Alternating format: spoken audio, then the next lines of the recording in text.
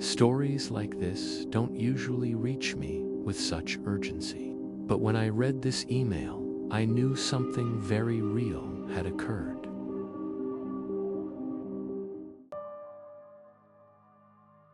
My name is Letitia.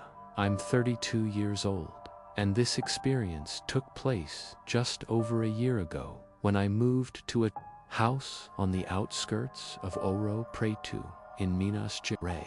The property was old, constructed from stone and dark wood, featuring small windows and a floor that creaked with every step. I was thrilled about the move. I had always dreamed of living in a house with a story of its own. Little did I know, this house actually had a tale that wanted to remain hidden.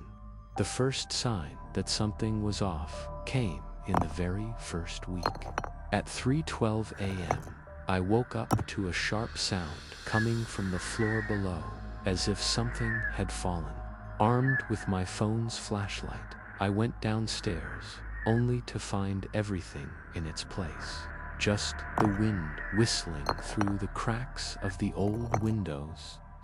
On the second day, the noise happened again. Same time, same impact, but this time I heard footsteps. Coming from the basement. I didn't even know the house had a basement. Door was hidden behind a shelf in the living room, heavy with rusty hinges. It creaked as if it hadn't been opened in decades. I gathered my courage and descended. The smell was of mold, damp earth, and something else. Something that made me want to run down there. I came across a rocking chair, isolated in the middle of the room. A journal rested upon it. The worn cover had the words, "Do not read." I read it. The pages were filled with erratic handwriting. The author was named Marina, and she described nights of torment in that very house, noises, visions, shadows in the mirror. She wrote that the basement was a knot, an anchor for something that shouldn't be there. On the last page, Marina wrote something that sent chills down my spine. If you've found this journal, run. What's trapped here now feels your presence. The following night, the noises grew louder. Footsteps racing down the hallway. Childish laughter.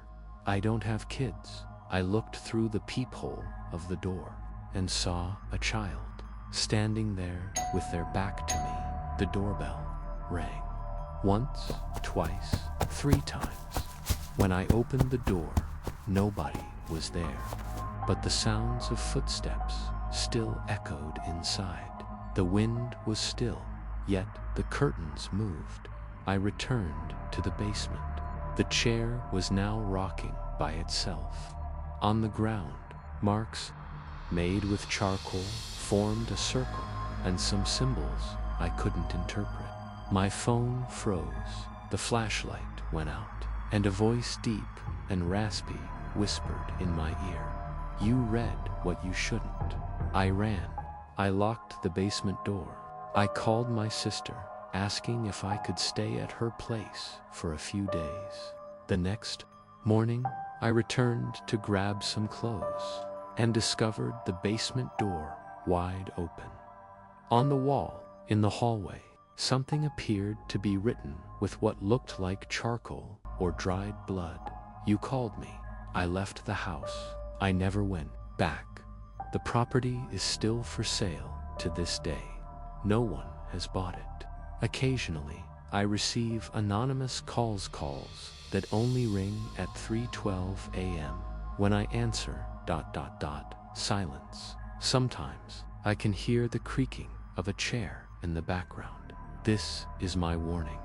Don't mess with what you don't understand. Don't read what shouldn't be read. And most importantly, if you come across a solitary chair in a basement, ever sit in it. If you enjoyed this story, give it a thumbs up and share it with someone who loves a good, spine-chilling tale. And if you've experienced anything similar, drop a comment below. Who knows?